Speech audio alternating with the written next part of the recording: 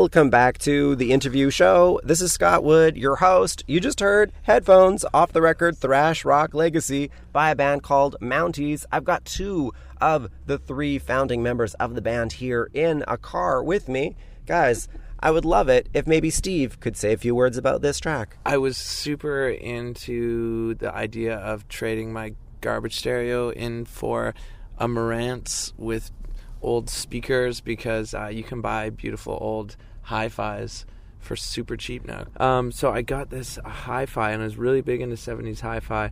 And then while we were jamming and recording, Ryan said, "Hey guys, put your headphones on." So what we do is we just drink some wine and we go and jam and record, and then we just freestyle lyrics over top of it. So at the beginning of this chunk of a 20-minute jam, I heard Ryan say headphones, so I just kind of started riffing on the headphones thing and combined it with 70s hi-fi, and then Hawksley just started riffing on top of that, and the song came together in about an hour. And then it was the first one that I had the files for, so because we finished it in Ryan's room. We recorded in a big room down the hall from our 2 studios, then did the vocals in Ryan's room. Then he gave me the files, and I went and mixed it super quickly, and then Hawksley tweeted about it, and next thing we knew, it was on the radio and was top 10, I guess. Legend has it that Mounties, this collaboration started backstage at the 2009 Junos. First of all, I'd love one of you to set the scene briefly on what it's like to be backstage and what conversations you would typically have at an award show like this. I love how you said briefly, because you're getting the sense of what it's like to hang out with us, that it's a wordy venture. But, well, the cool thing about festivals, those kinds of like award nights, most Canadian musicians are so busy that you never get to see your Canadian musician pals except for these like brief moments. We were just backstage, fueled by wine and talking about how wicked it would be to start a band someday. I don't know what, even now in hindsight, I don't know quite even what led that conversation along. Do you? I was just stoked to hang with you because I always liked your music. So I remember when you came to town, we would hang out and drink wines and stuff. So it was kind of a hang thing first. So I had started a fair bit with other people, but then as soon as I jammed with Hawksley, it was like, whoa, this is crazy. As we've established, you guys were very successful in previous careers. So when you came together and started writing, that must have been a great advantage to be working with people who are successful or who have accomplished a lot in their career, but it also must have been a little bit of a disadvantage because there might be personality clashes, not in a bad way, but just in, I know what I'm doing, that kind of way. So I would love to hear one advantage and one disadvantage of this new working relationship. It's beautiful to find these creative souls and to have a very youthful reintroduction to music. And then I think on the other side is all 3 of us are maybe fueled too a little bit by the expectation of disappointment because we all have had so much of it in our careers. I definitely feel like none of us expect any miracles like you do when you're young and starting out, right? Is that wrong? Am I wrong, Right. Steve? No, you're dead on. Expectation management is already in place, and just work habits are already in place, with organization and emails, and I'm not worried that Hawksley's going to all of a sudden develop a convenient little heroin habit or something, there's sometimes you see that with new bands. They start off great, and then they feel the trajectory of their band's temporary success, and they see it going all the way to arena status, and there's egos and there's all this weird bizarre stuff. With this band, there's not really any ego. It's just, and we were just talking about that today. It doesn't make sense in some ways because we get that question a lot. Well, it must be pretty crazy having these 3 frontmen in a band, and there's just no weirdness or ego stuff at all. Is there, or am I just not privy to it? There just isn't time. We just want to be efficient and make as much cool music as we have time to do, because we don't actually get a lot of time together because we don't all live together. So the thought of not jamming on a song and instead talking about some sort of ego-based garbage, it's just not going to happen. So yeah, I think there's a lot less bullshit, and less headaches. All right, let's play another track. I'm going to play Pretty Respectable. I would love it if one of you could say one sentence about this song as I bring it up. Pretty Respectable. A song we made, a song we played, a song we hope to trade for a better day. And the first song we ever wrote was day one of our Was it? Yeah, in Ryan's room, yeah. It was the first thing we just sat down and... I can't handle it. Really could have learned a thing or two about what adults do. It's pretty spectacular. Could have been pretty respectable. Tied it up and highly electable. One day you're standing in a queue to get an eye on you. Forgetting collectibles.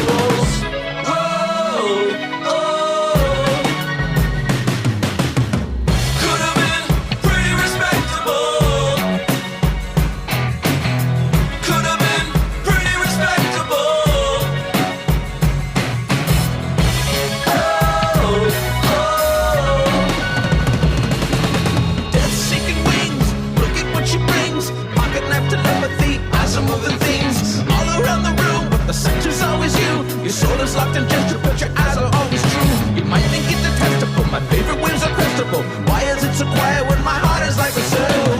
Just when you think it doesn't mean a thing, you see the clouds are clearing. Just when you think it doesn't mean a thing, you see the clouds are clearing. Just when you think it doesn't mean a thing, you see the clouds are clearing.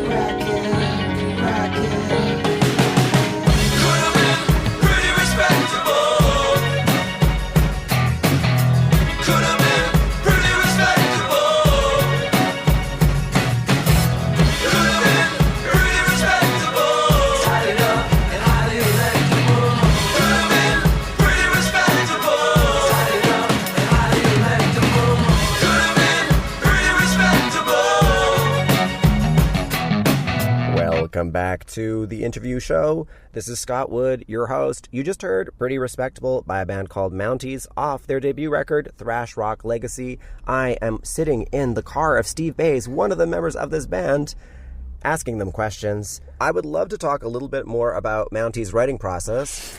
We basically improvise pop music off the floor. So we sit at our instruments with a couple glasses of wine and make sure that the tape is rolling and recording, and so we just start making hooks off kind of out of jams. Like, the whole Mounties experience is very non-cerebral in some ways. It's just more guttural, I think. You know, like, if I feel like my brain is engaged, then I do whatever I have to do to shut it down. You know? Yes. Like, it's the brain gets in the way. I think it's a great tool to get you off the ground and get you into the air. So it's more about the fact that there's a feeling of safety in the room. So you can do or say anything and play anything, and these guys will give you the benefit of the doubt always and just roll with it. And I'm also the kind of guy where if I hear a great guitar riff, you know, which everything Ryan plays, I just want to hum a melody over, or if I hear a great drum beat, I instantly want to play a keyboard riff over it. So it's just constant catalyst after catalyst after catalyst. I was reading a review of your record. They were not talking about you, but they were talking about supergroups in general. They were saying supergroups can have a tendency to add up to less than the sum of their parts, leaving the stars involved sounding like a lesser version of themselves. I'd love you guys to take a supergroup that you might have loved or wanted to love, but didn't work, and then tell me why. I'm trying to think of the only supergroup disappointment I can think of was that one with the Taylor brothers from Duran Duran, and they did what was it called? It's from the 80s. Your listeners are all born in the 90s. So can you think of a... I wasn't particularly fond of Audioslave. You know, that was... I loved that. Oh, did you? Yeah. Okay. Well, I loved the sound. It's so huge. Yeah, maybe that is a good example, actually, still. So how about why it didn't work for Steve, but why it did work for Hawksley? Oh, yeah, well... for me, with Audioslave, a lot of it has to do with the fact that it was recorded in a studio that I know the sound of the room in really well, so it's like there's a little bit of nostalgia, but also kind of like with the Foo Fighters, like you just don't, because of the music business being the way it is, and like record budgets being what they are, we don't get to hear like these like huge budget rock albums much anymore. We sort of hear we hear budget recordings, and so with Audioslave you hear the sound of what, you know, having $1 million record budget sounds like to get the best studio and all the best techs and the best mixers, and you just don't get to hear that kind of American power rock that often. I think I was tainted on that one because it leaked early before it was mixed properly. So my experience of that album was the original leak before the album was done. Because I do remember watching the videos, like the one with the fireworks. That was pretty spectacular. So for those who don't know, who is Audioslave?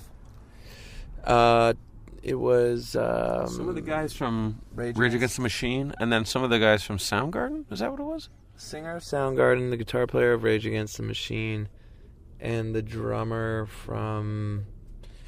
Paul Anka's touring outfit. No. I was going to say the Spin Doctors.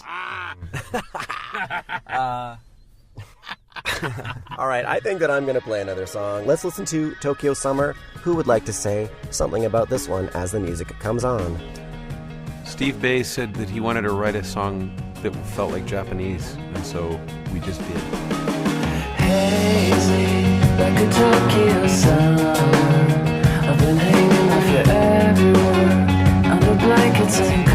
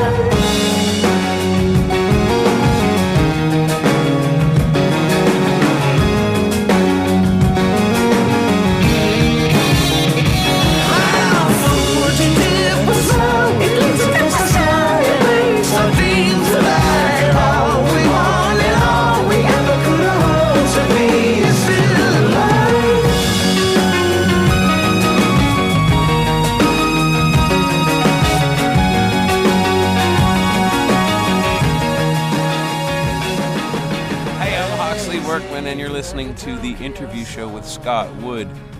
Keep listening.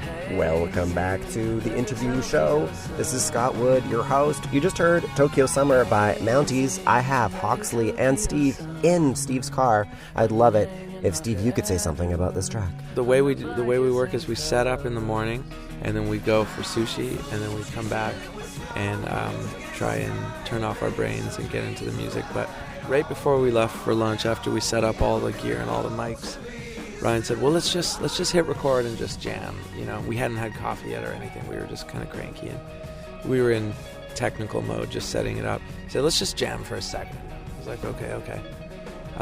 Begrudgingly, we just jammed sluggishly, and maybe that explains why it's a bit of a slower groove. But the keyboard melody, which ended up informing a lot of the vocals as well, I think, it was literally the first thing played, and it was just all black keys, and it's just the sound of being lazy really on the keyboards. But it was the first thing played, and we just kind of put our instruments down and said, oh, that's pretty cool.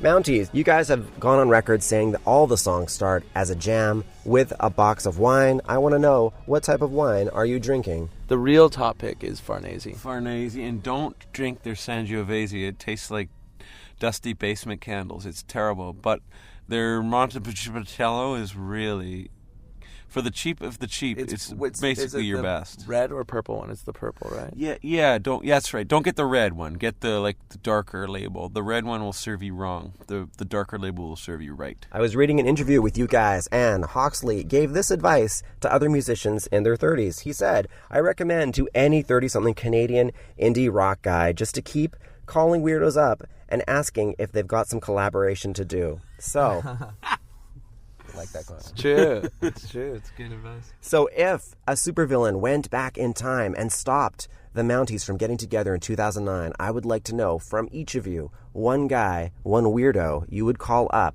and want to collaborate with, and, of course, why you would call this individual.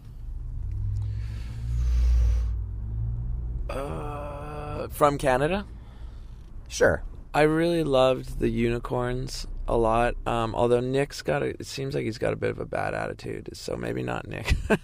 But the other two guys, the drummer Jamie was really cool, and the guitar player, maybe the two of those guys. And then if Nick was like really polite, I would have jammed with him too. But these guys are just, Ryan and Hawk are so sweet, and so their etiquette is so good. I'm a sucker for polite people. So Polite is awesome. And remember, this is if someone went back in time and stopped you guys from collaborating.